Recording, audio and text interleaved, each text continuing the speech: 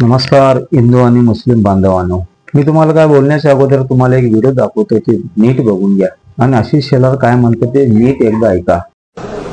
अगर कुरैशी हाजी अराफत के जैसा होता है, कुरैशी ईमानदारी से रोजगार करता है, कुरैशी किसी से डरता नहीं है और सर झुकाना है तो उस ऊपर वाले के सामने झुकाता है, अगर इन बातों से कुरैशी बनता है तो आशीष शेलार भी आज से कुरैशी है। ऐकलात काय म्हणले आशिष शेलार? असे व्हिडिओ अनेक आहेत आणि तुम्ही आपण अनेक सोशल मीडियामध्ये नरेंद्र मोदी, फडणवीस, आशिष शेलार आणि भारतीय जनता पार्टीचे काय पदाधिकारी अशी त्या पार्टी किंवा दर्ग्यात जाणं, चादर चढवणं असे बरेच काय फोटो आपण बघितले असेल।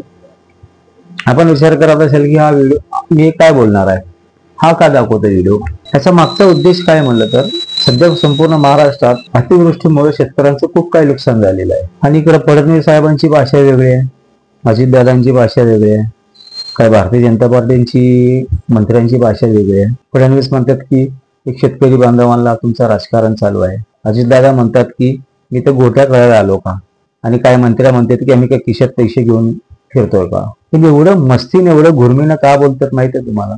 त्यांना एवढी एक खात्री आहे की आम्हाला धर्माच्या नावानं आम्ही परत सत्तेवर येऊ शकतो, मी परत निवडून येऊ शकतो। धर्माच्या नावाने मी परत सत्तेत येणार याला गॅरंटी आहे, कारण त्यांना माहित आहे निवडणूक आले, हिंदू कचरे म्हणून असं 2-4 भाषणं टोकले, सोशल मीडियामध्ये मेसेज पाठवून दिले, परत आपले हिंदू सर्व धर्म घाबरून परत या लोकांना आपण निवडून देणार। या अगोदर छत्रपती शिवाजी महाराजांबद्दल अपशब्द बोललेले भारतीय जनता पार्टी कशाही त्यांना कंत नाही आहे, अशा अनेक घटना घडलेल्या आहेत। एवढे घुरमी एवढी यांना आत्मविश्वास काय म्हणलं तर धर्माच्या नावाने यांना मतदान पडतो। ज्याला अगर मतदाराची भीती असेल तर अशी भाषा कोणीच बोलत नाही।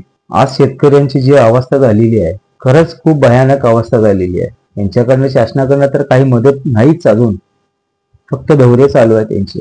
मला सांगण्याचा उद्देश काय म्हणलं तर गेल्या 11 वर्षापासून या भारतात भारतीय जनता पार्टीचं पूर्ण बहुमतातलं सरकार आहे, तरी सुद्धा आपल्याला हा हिंदू कचरे म्हणून सांगून आपल्याकडनं आपल्याला ती भीती दाखवून आणि आपण येडे होऊन त्यांना आपण मतदान करतो। बरं, यांच्याकडे सत्ता आहे, यांच्याकडे प्रशासन आहे, यांच्याकडे सगळं काय यांच्याकडे अधिकार आहे, पर भारतातील एकही मुसलमान सोडून गेला भारत किंवा यांनी काढले त्यांना, मग द्वेष निर्माण काय करायचं? या माध्यमातून आपल्याला एकच आपलं माझं सांगणं आहे की त्यांनी फक्त धर्माच्या नावानं आम्ही निवडून पुन्हा येणार हे त्यांना आत्मविश्वास आहे। काही मुस्लिम बांधव सुद्धा यामध्ये कट्टरपंथी झालेले आहेत, काही हिंदू बांधव सुद्धा, पण त्यांचाही काय दोष नाहीये, कारण त्यांनी आपल्या धर्माच्या पद्धतीनं हिंदू धर्म म्हणून त्यांनी काम करतात, मुस्लिम धर्म म्हणून त्यांनी काम करतात, पण त्याचा फायदा भारतीय जनता पार्टी घेतात। म्हणून माझं एकच आपल्याला सांगणं आहे की हा हिंदू मुस्लिम जे आपल्या मनात द्वेष निर्माण करत आहेत फक्त त्यांच्या सत्तेसाठी निवडून येण्यासाठीच करतात। बाकीचं आजपर्यंतच्या 50-60 वर्षापासून काही असं काय घटना घडलेली नाही, फक्त या घटना घडवतात आपल्यामध्ये मुस्लिम बद्दल हिंदूंच्या मनात द्वेष निर्माण करणे, मुसलमानच्या मनात हिंदू बद्दल द्वेष निर्माण करणे आणि आपला स्वतःचा स्वार्थ साधून घेणे।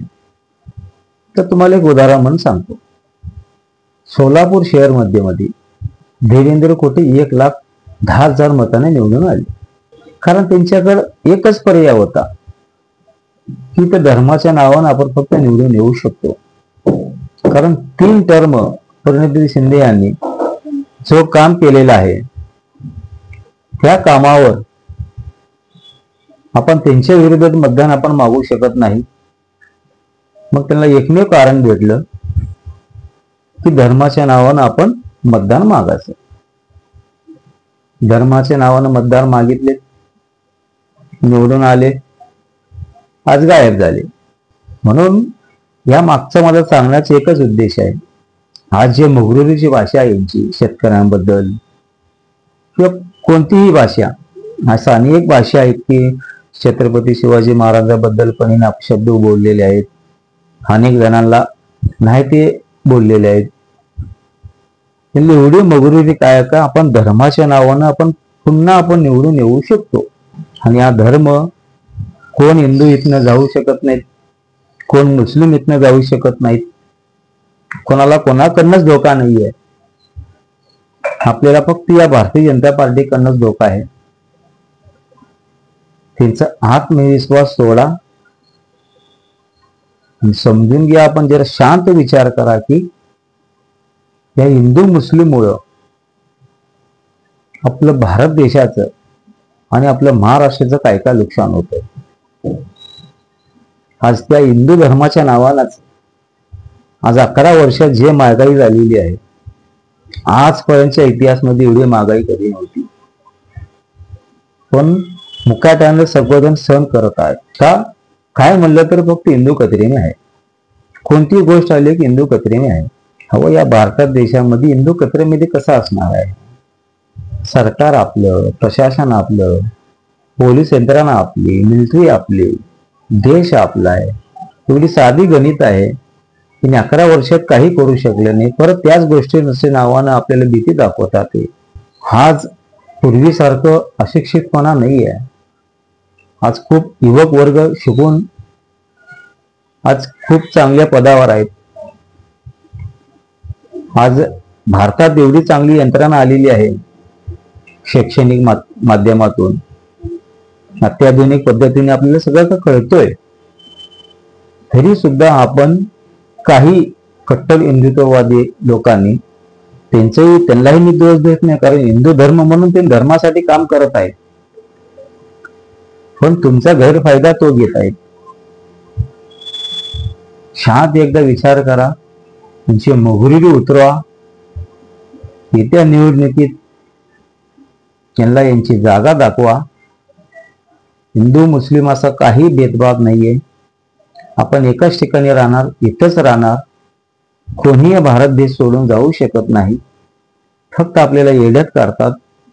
आपण येड्यात निघू नये. आपण सुज्ञ आहात, हुशार आहात. पूर्वीसारखी परिस्थिती नाहीये. आजची परिस्थिती खूप बिकट आहे.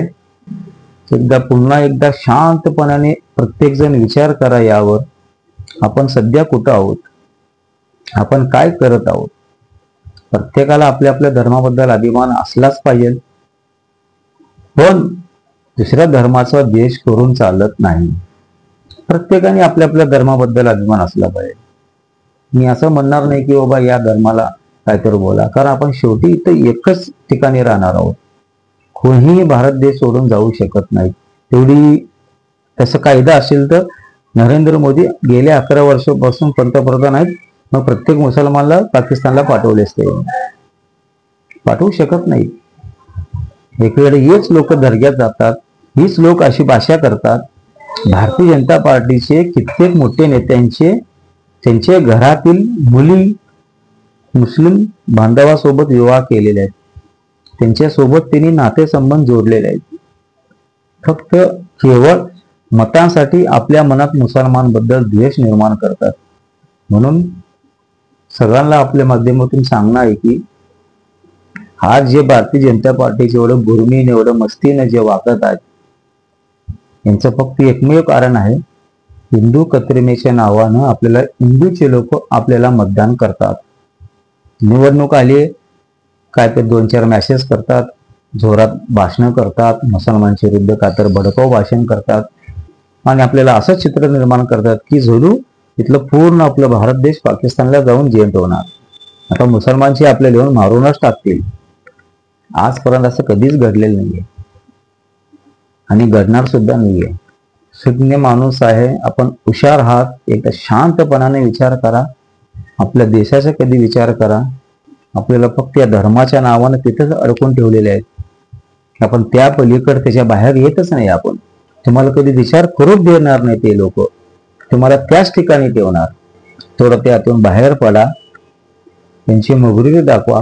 आज शेतकऱ्याची जी परिस्थिती झालेली आहे खूप भयानक झालेली आहे. त्यांना मदत करणं ताबडतोब गरजेचं आहे. धन्यवाद.